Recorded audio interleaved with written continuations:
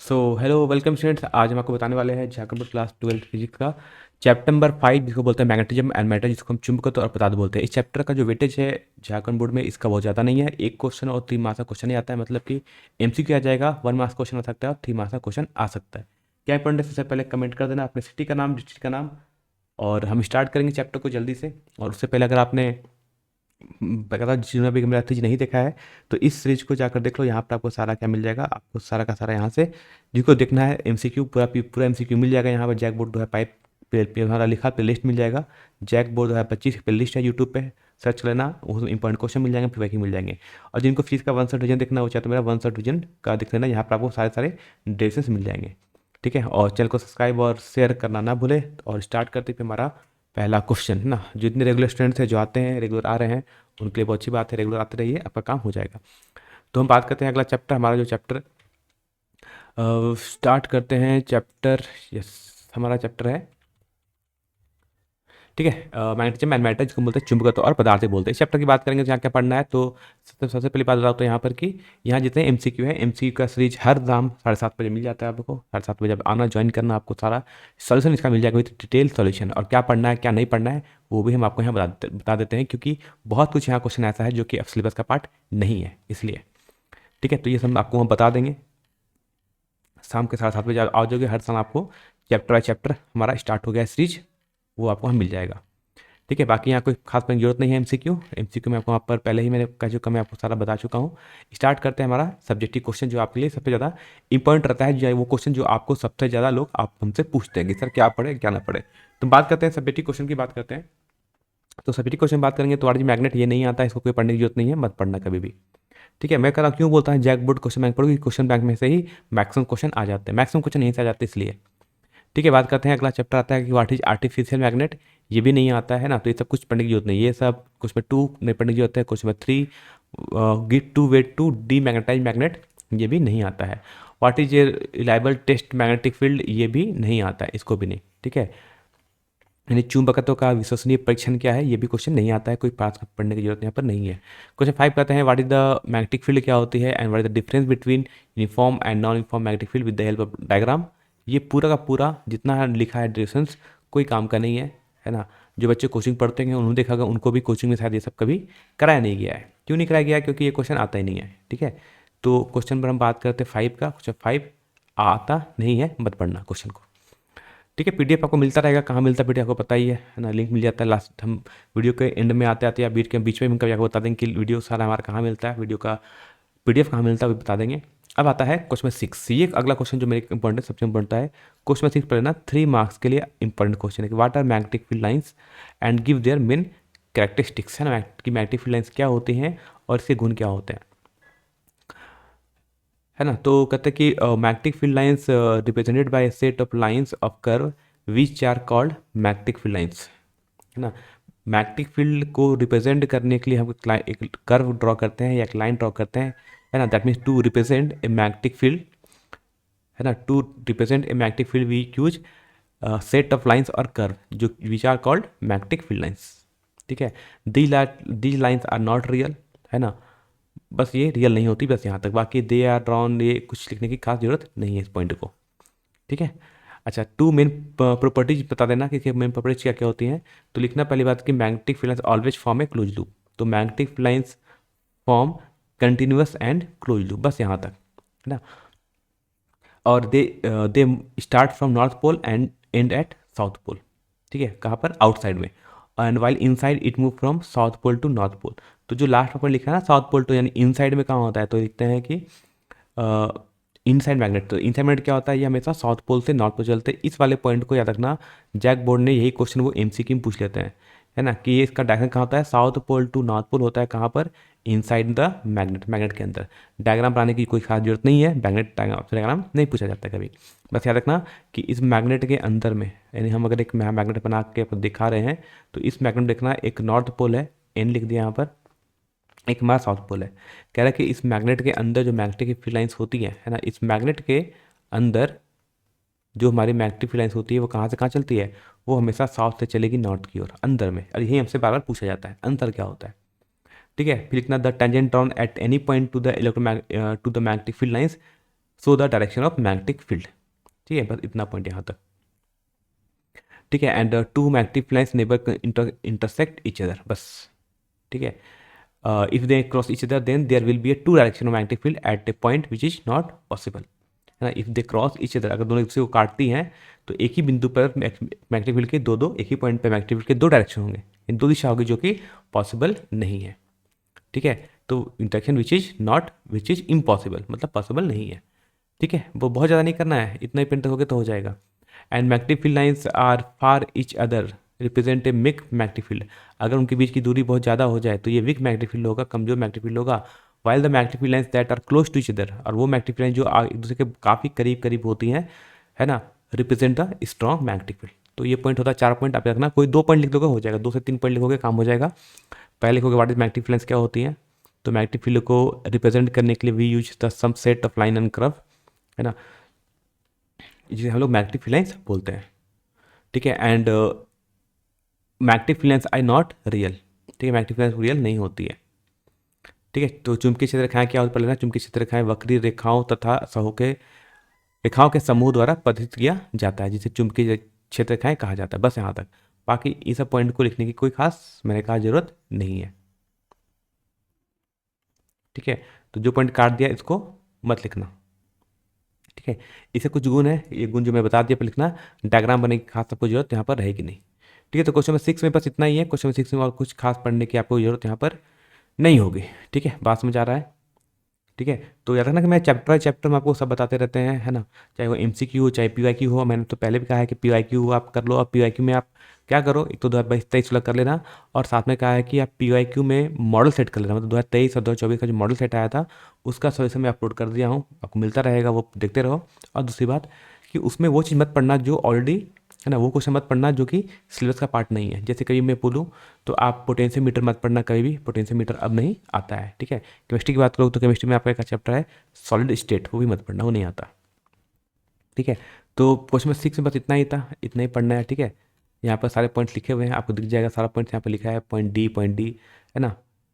तो एक दूसरे को चुंबकीय क्षेत्रएं कभी भी नहीं काटती हैं। और एक रखना कि एक दूसरे से अगर दूर होगा तो वो क्या बताएंगे, वो दुर्बल चुंबकीय क्षेत्र को प्रदर्शित करती हैं, जबकि एक दूसरे के निकट चुंबकीय रेखाएं प्रबल चुंबकीय क्षेत्र को प्रदर्शित करती हैं, है ना। दूर दूर होगा तो कमजोर होगा, सामने सामने जाएगा तो स्ट्रांग हो जाएगा, इतना।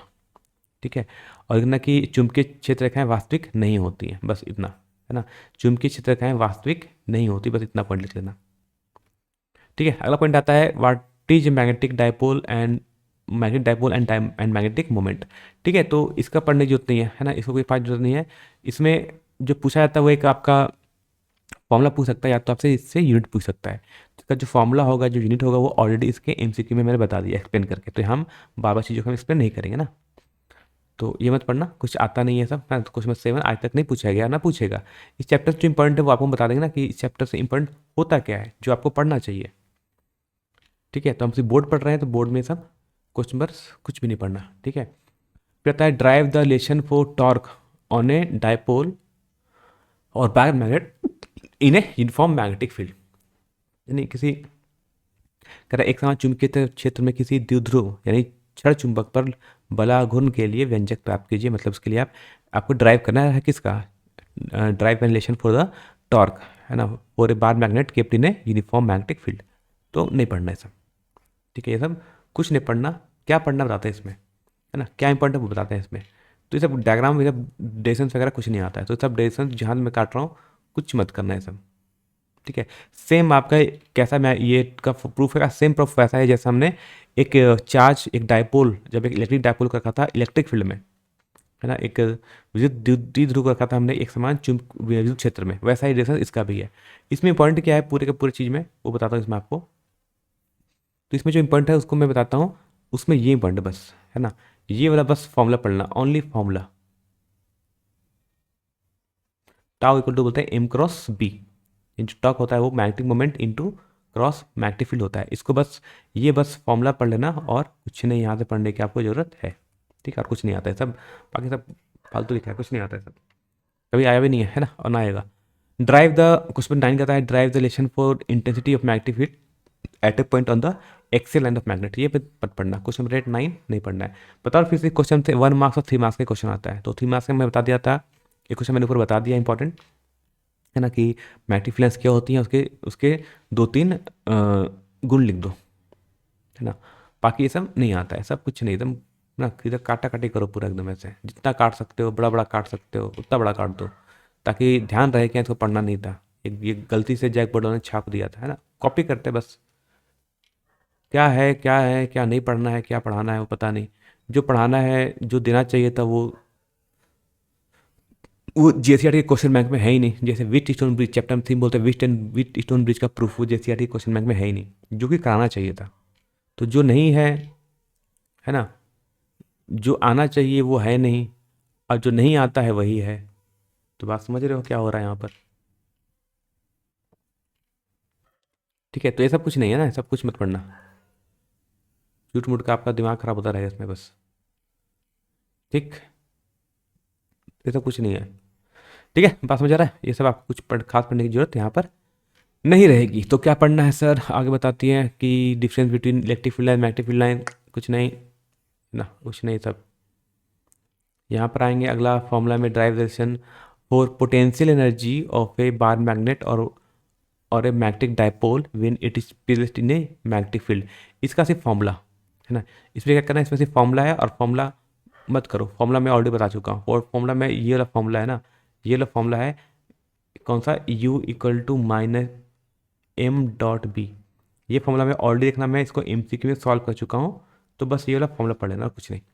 तो कुछ में 13 के लिए बस इतना ही पढ़ना और कुछ नहीं। ठीक है, तो कुछ में 13 में कुछ नहीं पढ़ना है सर।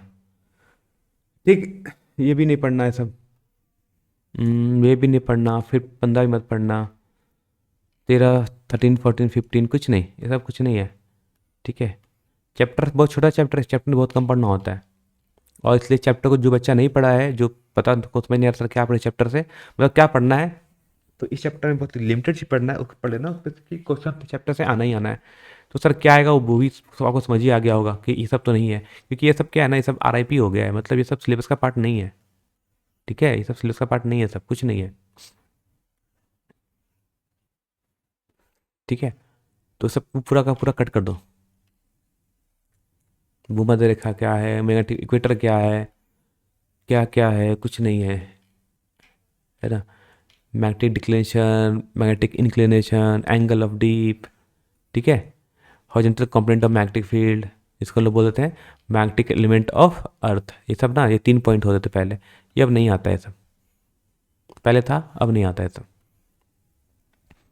ठीक है, आई होप समझ तो आ रहा होगा कि ये क्या पढ़ना है क्या नहीं पढ़ना है, तो ये सब कुछ नहीं पढ़ना है। ठीक है, बात समझ आएगी क्या पढ़ना है क्या नहीं पढ़ना आपको। अब जो बात करते हैं हम यहाँ पर, अगला जो टॉपिक की बात करेंगे वो आते हैं नीचे, देखते हैं कौन सा टॉपिक कौन है हमारा। तो अभी भी यही क्वेश्चन चल रहा है, मैंने कहा ये क्वेश्चन की कोई खास पढ़ने की जरूरत नहीं है, क्वेश्चन नहीं आता है ना, तो ये सब मैंने लिख दिया कि ये सब करने की कोई जरूरत नहीं है। ठीक है, तो जो मैं 21 नंबर नहीं पढ़ना है ना, 22 नंबर नहीं पढ़ना, तो एकदम ध्यान से देखते चले जाना ना, फिर बाकी पीडीएफ तो हम अपलोड कर ही देते हैं इसका। ठीक है, तो सब कुछ पढ़ने की कोई सबको जरूरत नहीं रहेगी। 22 नंबर नहीं, 23 भी नहीं पढ़ना। ठीक है, 23 भी हो गया यहाँ पर, बाकी 24 नंबर नहीं करना, है ना, ऐसा कुछ नहीं है।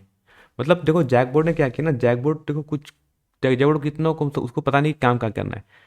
पहली बात उसने क्या किया, पहली बात तो उसने उसने पहले निकाला सिलेबस। ठीक, सिर्फ निकालने पर उसने निकाला जो जेसीआरटी क्वेश्चन बैंक।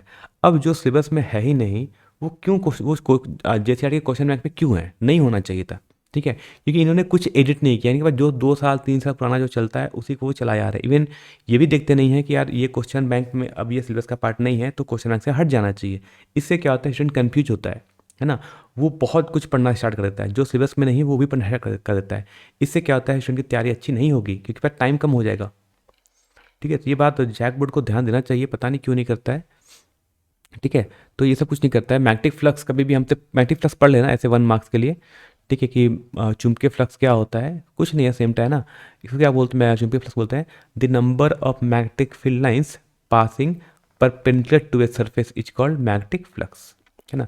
चुंबकीय फ्लक्स क्या बोलते हैं, कहा जाता है किसी सतह से लंबवत गुजरने वाली चुंबकीय चित्ररेखाओं की संख्या को, है ना, किसी सतह से लंबवत मतलब किसी सरफेस के परपेंडिकुलर गुजरने वाली चुंबकीय चित्ररेखाओं की संख्या को कितनी संख्याएं क्रॉस कर रही है उसको हम चुंबकीय फ्लक्स के रूप में परिभाषित करते हैं। ठीक है, इसका सिंबल तो होता है फाई, इसका यूनिट होता है वेबर और होता है टेस्ला मीटर स्क्वायर, है ना। वेबर होता है या फिर टेस्ला मीटर स्क्वायर इसका इकाई होता है, इसका यूनिट होता है। ठीक है, और फॉर्मूला क्या होता है, phi equal to B dot A, जिसको बी ए कॉस थीटा बोलते हैं। तो फाई इक्वल होता है बी डॉट ए, जहाँ पे ए एरिया हो जाएगा, बी मैग्नेटिक फील्ड हो जाएगा, कॉस थीटा, है ना, एरिया में क्षेत्रफल बोल सकते हो। ठीक है, हो गया। तो अब आता है डिफाइन मैग्नेटिक फ्लक्स इंटेंसिटी, यही भी सेम है, सेम ही कुछ है ना, कोई क्वेश्चन नहीं, सेम क्वेश्चन है ये भी। बस इतने बोला है कि यहाँ पर वो मैग्नेटिक फ्लक्स है, ये मैग्नेटिक फ्लक्स डेंसिटी था, मतलब इसको हम लोग बोलते हैं मैग्नेटिक फील्ड ही बोलते हैं, है ना, और इसी को हम मैग्नेटिक इंडक्शन भी बोलते हैं, मतलब हमसे मैग्नेटिक फील्ड पूछा जाता है। ठीक है, तो क्वेश्चन नहीं आएगा, पढ़ने की जरूरत नहीं है, सब नहीं पूछता है ना। मैग्नेटिक फ्लक्स पूछा जाता है, मैग्नेटिक फ्लक्स नहीं पूछा जाता है, मैग्नेटिक फ्लक्स इंटेंसिटी या मैग्नेटिक इंडक्शन नहीं पूछा जाता कभी भी। ठीक है, रखना, मैग्नेटिक इंडक्शन का मतलब होता है या चुंबकीय प्रेरण का मतलब ही होता है आपका मैग्नेटिक फील्ड, जिसका यूनिट होता है टेस्ला। अपन इनको वेबर पर मीटर स्क्वायर भी बोलते हैं ना। तो मैग्नेटिक फील्ड करंट क्या था, टेस्ला था या फिर वेबर पर मीटर स्क्वायर था। तो वो चीज़ यहाँ भी लिखा है ना, या तो इसको बोलेंगे टेस्ला होगा या तो वेबर पर मीटर स्क्वायर, किसका, मैग्नेटिक इंडक्शन का, चुंबकीय प्रेरण का। बात करते हैं define magnet intensity of magnetization, ये भी नहीं आता है ना, ये सब नहीं पढ़ने की होती, जो पढ़ लिया अच्छी बात है, जो नहीं पढ़ा मैं उसको बता रहा हूँ कि जो लास्ट टाइम पढ़ रहा हूँ, तो हम लास्ट टाइम वो बताते हैं जिसका आने का चांस ज़्यादा होता है, जिसका आने का चांस नहीं है या जब कहीं नहीं पूछा उसको हम नहीं बताते कभी। ठीक है, तो इंटेंसिटी ऑफ मैग्नेटाइजेशन, है ना, इंटेंसिटी ऑफ मैग्नेटाइजेशन होता है, और एक और टर्म होता है इसको लोग बोलते हैं मैग्नेटाइजेशन बोलते हैं। तो इंटेंसिटी ऑफ मैग्नेटाइजेशन, हाँ, इंटेंसिटी ऑफ मैग्नेटाइजेशन हो जाता है, और एक को बोलते हैं लोग मैग्नेटिक इंटेंसिटी बोलते हैं, जिसको हम एच से नोट करते हैं। तो ये सब भी पढ़ने की जरूरत नहीं है, क्या आता है वो बताते हैं, यहाँ से पॉइंट क्या रहेगा आपका। ठीक है, तो 28 नंबर भी जो पढ़ लिया अच्छी बात है, जो नहीं पढ़ा उसके लिए कोई बात दिक्कत नहीं रहेगा।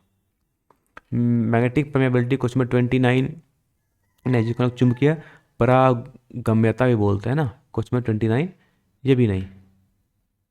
ठीक है, डिफाइन रिलेटिव परमेबिलिटी, है ना, रिलेटिव परमेबिलिटी को भी हम नहीं करेंगे, इसको बोलते हैं आपेक्ष चुंबकीय परागम्यता बोलते हैं ना, इसको कहता है, इसको परिभाषित करें, तो ये भी मत पढ़ना है सब, ना झूठ का पढ़ रहे हो, कुछ नहीं आता है सब। तो अगला क्वेश्चन आते हैं, देखते हैं क्वेश्चन नंबर 13, मैग्नेटिक ससेप्टिबिलिटी।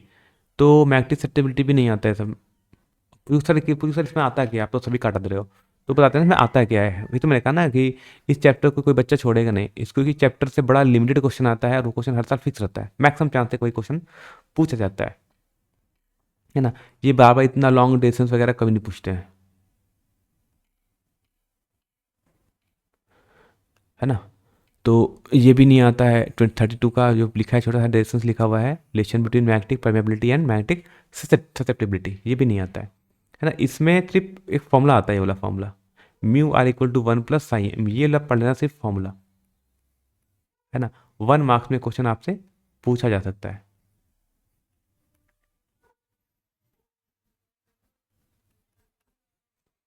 ठीक है, यानी चुंबकीय परागम्यता और मैग्नेटिक ससेप्टिबिलिटी साइज से नोट करते हैं, इसके बीच में रिलेशनशिप क्या होता है, इसको पढ़ना अच्छे तरीके से। अब जो सबसे इंपॉर्टेंट रहेगा इस चैप्टर का, वो है आपका what is the difference between, ferromagnetic को बोलते हैं लौ चुंबकीय पदार्थ, पैरामैग्नेटिक को बोलते हैं अनुचुंबकीय पदार्थ, और डायमैग्नेटिक को बोलते हैं प्रतिचुंबकीय पदार्थ। इन सभी का 3 मार्क्स के लिए सबसे ज़्यादा इंपॉर्टेंट है। इसमें आप कोई भी 3 पॉइंट लिखना है 3 मार्क्स के लिए, इंपॉर्टेंट क्वेश्चन ये है जो आपको पढ़ना चाहिए मेरे अकॉर्डिंग, है ना। क्योंकि ये क्वेश्चन ऐसा क्वेश्चन ना 3 मार्क्स के लिए, क्योंकि इसके आने का चांस बहुत ज़्यादा होता है इस टाइप के प्रॉब्लम्स का। ठीक है, क्योंकि ये एक बार पहले पूछा भी गया, पूछता है कि बताओ व्हाट इज फेरोमैग्नेटिक सब्सटेंस क्या होता है, पैरामैग्नेटिक क्या होता है, या डायमैग्नेटिक क्या होता है। इसका मेरा 1/3 देख लेना, मैंने 1/3 को अच्छे से एक्सप्लेन किया ऑलरेडी, है ना। फेरोमैग्नेटिक क्या होता है, तो फेरोमैग्नेटिक को हम कैसे डिफाइन करते हैं, है ना। तो देखो यहाँ पर लिखा है पहला पॉइंट यहाँ लिखा है, हिंदी वाले थोड़ा ऊपर देख लो, लिखता है this type substance are strongly attracted by the magnet, मतलब क्योंकि जो लौह चुंबकीय पदार्थ होता है वो चुंबक द्वारा प्रबल रूप से आकर्षित होता है, मतलब ये स्ट्रांगली अट्रैक्टेड होता है, जैसे आपका लोहा, है ना। देखोगे ना आपका जो लोहा होता है ना, वो चुंबक के सामने आने पर बहुत तेजी से अट्रैक्ट होता है, इसको बोलते हैं फेरोमैग्नेटिक सब्सटेंस। पैरामेग्नेटिक क्या होता है, these substances are feebly attracted by magnet. कह रहा है इस टाइप का जो पदार्थ है वो दुर्बल रूप से आकर्षित होता है, कौन, अणुचुंबकीय पदार्थ। और मैग्नेटिक क्या होता है, diamagnetic, this substance are repelled by magnet, है ना, यानी जो आपका प्रतिचुंबकीय पदार्थ है वो चुंबक द्वारा प्रतिकर्षित होता है। जैसे कॉपर ना, कॉपर को मतलब वो बहुत थोड़ा होता है, मतलब कि रिपेल होगा, यानी प्रतिकर्षण फील महसूस करे, कौन, कॉपर। यानी कभी किसी भी मैग्नेट के सामने अगर किसी कॉपर को लोगे तो वो क्या होता है, वो रिपेल होता है, वो कभी अट्रैक्ट नहीं करता मैग्नेट। जब देखना कि मैग्नेट लोहे को हमेशा अट्रैक्ट ही करता है। ठीक है, तो पहला पॉइंट ये लिख लेना। ठीक है, बाकी इसमें हम बात करते हैं, हाँ ये पढ़ लें दूसरा point, when this substance are placed in the magnetic field, है ना, are strongly magnetise in the direction of field. मतलब अगर इस टाइप के सब्सटेंस को अगर आप किसी मैग्नेटिक फील्ड में डाल दोगे तो क्या होगा, वो स्ट्रांगली मैग्नेटाइज होगा, यानी चुंबकीय क्षेत्र में रखे जाने पर ये पदार्थ क्षेत्र की दिशा में प्रबल रूप से चुंबकित हो जाते हैं, मतलब वो चुंबक के जैसा बन जाता है। जैसे आपने कभी देखा होगा ना कि एक चुंबक में एक लोहे को सटा दो, देखना फिर उस लोहे को एक और लोहे से चिपकाओगे तो वो लोहा लोहा से चिपक जाता है। क्यों, क्योंकि उसके अंदर क्या आ गया, उसके अंदर मैग्नेटिक फील्ड आ गया है। ये हमारा पॉइंट नंबर 2 कहता है कि the substance when are placed in magnetic field, मतलब लोहे को जब भी आप, लोहा होगा हमारा एक फेरोमैग्नेटिक सब्सटेंस है, फेरोमैग्नेटिक, तो जब भी इस टाइप के आप ऑब्जेक्ट को किसी मैग्नेटिक फील्ड में रखोगे तो क्या होता है, वो एक चुंबक के जैसा बिहेव करता है, ऐसा। ठीक है, तो ये तो कुछ पॉइंट्स हैं, इन सभी का रखना। कहता है कि पैरामेग्नेटिक होता है the when the substance are placed in magnetic field they acquire feeble magnetism, मतलब ये बहुत कम, बहुत अल्प रूप से चुंबक के जैसा बिहेव करता है, मतलब थोड़ा सा ऐसा थोड़ा थोड़ा चुंबक जैसा बन जाएगा, पूरा नहीं बनेगा, थोड़ा थोड़ा बनेगा। और कहता है डायमैग्नेटिक क्या होता है कि this substance are placed in magnetic field they acquire feeble magnetism opposite to the direction of magnetic field. कह रहा है अगर अगर आपने एक कॉपर को किसी मैग्नेटिक फील्ड में रखोगे तो क्या होगा कि ऐसे पदार्थों को चुंबकीय क्षेत्र में रखे जाने पर जो पदार्थ होते हैं वो चुंबक की दिशा के विपरीत, है ना, उल्टा, जब चुंबक का डायरेक्शन होगा उसके, या चुंबक का जो मैग्नेटिक फील्ड है उसके उसके अपोजिट डायरेक्शन में होगा और अल्प चुंबकत्व प्राप्त करते हैं, मतलब कि उनका जो मैग्नेटाइजेशन होगा वो बहुत कम होगा, मतलब वो थोड़ा बहुत, वो एक बहुत वीक मैग्नेट बन जाएगा, ऐसा। ठीक है, बाकी पॉइंट नंबर 3 बात करते मत करना, ये मत करना, पॉइंट नंबर 3 मत पढ़ना, आपके लिए टफ हो जाएगा। ठीक है, पॉइंट नंबर 4 ही मत करना, ये मत करना, पॉइंट नंबर 4। ठीक है, क्या पढ़ा गया, जो इंपॉर्टेंट है या फिर जो इजी है आपको समझने के लिए हम वो बता दें इसमें। ठीक है, तो पॉइंट नंबर 3 मैंने कहा मत पढ़ना, 3 मत पढ़ना। ठीक है, पॉइंट नंबर 6 पढ़ सकते हो कि इन चुंबक का अस्थायी चुंबकीय आघूर्ण भी होता है ना। और जो हमारा होता है पैरा में क्या होता है कि ऐसे पदार्थ का जो अस्थायी चुंबकीय अल्प होता है, मतलब कम, उसमें उसमें जो मैग्नेटिक मोमेंट होगा वो कम होगा। ठीक है, और जो आपका डायमैग्नेटिक होता है इसको हम लोग बोलते हैं प्रतिचुंबकीय पदार्थ, उसमें मैग्नेटिक मोमेंट मतलब चुंबकीय आघूर्ण 0 हो जाता है। तो ये 3 पॉइंट से पढ़ लेना, 3 पॉइंट से आपका काम हो जाएगा ना। तो 1, 2 और 6 पढ़ लोगे, कौन कौन सा, मैंने कहा 1.2, 1, 2 एंड 6 पॉइंट, क्योंकि 6 3 मार्क्स क्वेश्चन में आएगा तो 3 पॉइंट लिख लोगे और तीनों में एक एक डिफरेंस भी लिखना है, तो ये 3 पॉइंट लिख लोगे, आपका काम हो जाएगा। बाकी ये सब कुछ लिखने की खास में कतई जरूरत आपको नहीं है। ठीक है, तो इतना पढ़ लोगे तो आपका पूरा का पूरा चैप्टर यहाँ से ये कवर हो जाएगा। ठीक है, क्योंकि जैक बोर्ड का जो पिछले बार से अब तक जितना क्वेश्चन पूछा गया ना, उसमें इतना ही सब पूछा गया है। ठीक है, और कुछ और पॉइंट इसमें अगर आप चाहते हो कि इनके बीच में कुछ और डिफ्रेंशिएट कर पाओ तो ये क्वेश्चन मेरे लिए भी मैं कहता हूँ वेरी वेरी इंपॉर्टेंट है ना। इसमें कुछ और पॉइंट्स भी लिखे हैं कि पैरामेग्नेटिक सब्सटेंस और डायमैग्नेटिक सब्सटेंस में क्या डिफरेंस होता है। तो इनका जो परमेबिलिटी होता है, इसकी म्यू की वैल्यू 1 से बहुत ज़्यादा होती है, मतलब इनका जो चुंबकीय पारगम्यता होती है म्यू, उसकी वैल्यू बहुत ज़्यादा होती है 1 से। किसके लिए, फेरो के लिए, यानी लोहचुंबकीय पदार्थ के लिए। पैरामेग्नेटिक के लिए क्या होता है इसकी वैल्यू म्यू से बस थोड़ी ज़्यादा होती है, मतलब 2, 3 ऐसा होगा बस। ठीक है, और आपका जो डायमैग्नेटिक सब्सटेंस होगा उसकी वैल्यू 1 से कम होती है। 1 से कम का मतलब होता है, मतलब इसको बोलते हैं 0 से कम होता है, मतलब ये नेगेटिव होता है। ठीक है, ये क्या होता है, इसकी वैल्यू हमेशा नेगेटिव होती है, क्योंकि डायरेक्टली पे पूछा जाता है ना कि मैग्नेटिक ससेप्टिबिलिटी नेगेटिव किसकी होती है ना, मतलब कि ऋणात्मक किसकी होती है। तो हमेशा डायमैग्नेटिक सब्सटेंस मतलब कि प्रतिचुंबकीय पदार्थ की जो मैग्नेटिक ससेप्टिबिलिटी होगी वो हमेशा नेगेटिव होती है। ठीक है, तो कुछ और पढ़ रखेंगे, और ये रखना कि एक होता है क्यू टेम्परेचर, एक क्यू टेम्परेचर एक पढ़ना पड़ेगा आपको, क्यू तापमान भी पढ़ना पड़ेगा, क्यू तापमान बाद में बताएंगे। ये 36 में मत पढ़ना फिर। ठीक है, और लास्ट में एक चैप्टर आएगा छोटा सा कि क्यूरी का नियम क्या होता है। क्यूरी का नियम भी नहीं आता है ना, ये भी नहीं आता। 35, 37, 36, है ना, ये सब नहीं आता है क्वेश्चन। ठीक है। होता है कि क्यूरी तापमान क्या होता है, तो एक, हाँ ये पॉइंट देखो, छूट गया ना पॉइंट, हम गलत कर रहे थे इसको। देखो ये पॉइंट है आपके लिए, कौन सा पॉइंट आता है, ये वाला पॉइंट, कि at Curie temperature a ferromagnetic substance change into paramagnetic. मतलब कि क्यूरी तापमान वो तापमान होता है जिसमें किसी लौह चुंबकाय को, चुंबकीय पदार्थ को गर्म करने पर वो अनुचुंबकीय पदार्थ में परिवर्तित हो जाए। मतलब हुआ कि आपके पास एक फेरोमैग्नेटिक सब्सटेंस होगा, जैसे मान लो, ठीक है, और उसको जब आप हीट करोगे ना, बहुत ज़्यादा हीट कर दोगे, तो एक एक तापमान बढ़ने के बाद एक पर्टिकुलर तापमान पर क्या हो जाता है, वो बन जाता है हमारा एक पैरामैग्नेटिक बन जाता है, मतलब वो एक अनुचुंबकीय बन जाता है। ठीक है, उस तापमान को क्या बोलते हैं, उस तापमान को हम लोग क्यूरी तापमान या क्यूरी टेम्परेचर हम बोलते हैं। ठीक है, तो बात समझिए, जो आपको बता दिया क्वेश्चन क्या क्या इंपॉर्टेंट था यहाँ से। ठीक है, तो ये सब इंपॉर्टेंट था। तो बताओ क्या करना है आपको, आपका काम होता है चैनल को सब्सक्राइब कर देना, और जो मैंने वीडियो का लिंक बताया ना, जो मैंने प्लेलिस्ट का सीरीज बताया लिंक, उसको वहाँ तक आपको ज्वाइन करना है, और ज़्यादा से ज़्यादा अपने दोस्तों तक शेयर करना है ना, चाहे वो देवघर झारखंड के कहीं भी हो, रामगढ़, रांची, कोडरमा, गिरिडीह, धनबाद, बोकारो, पाकुड़, गोड्डा, बहुत है। देखो मुझे पाकुड़ वाले बच्चे कम मिलते हैं, पाकुड़ मुझे समझ नहीं लगा, पाकुड़ के बच्चे हमारे पास कोई ज्वाइन करता नहीं। पाकुड़, साहेबगंज हो गया, लातेहार हो गया, ऐसे बहुत कम बच्चे आते हैं। पलामू वाले बच्चे भी कम होते हैं, गढ़वा वाले बच्चे कुछ कुछ मिल जाते हैं मुझे। बाकी तो प्लामू वाले बच्चे, आई थिंक प्लामू बहुत अच्छी पढ़ाई हो रही है, इसलिए शायद कोई आता नहीं हमारे साथ। कोई नहीं, जो पढ़ रहा है उससे बहुत कुछ मिलेगा, जो नहीं पढ़ रहा है उसका भगवान उसका भला करेगा, और इतना ही कर सकते हैं। ठीक है, बाकी पीडीएफ वगैरह यहाँ मिल जाता है, कर सकते हो, और टेलीग्राम और व्हाट्सएप का चैनल का लिंक यहाँ मिल जाएगा, वहाँ को ज्वाइन कर लो, वहाँ से हम, क्योंकि यूट्यूब का डायरेक्टली लिंक हम वहाँ पर सेंड कर देते हैं। ठीक है, तो खुद भी ज्वाइन करो और अपने दोस्तों तक भी शेयर ज्वाइन करवाओ। तो इतना ही रखते हैं, फिर मिलते हैं तो नेक्स्ट वीडियो में।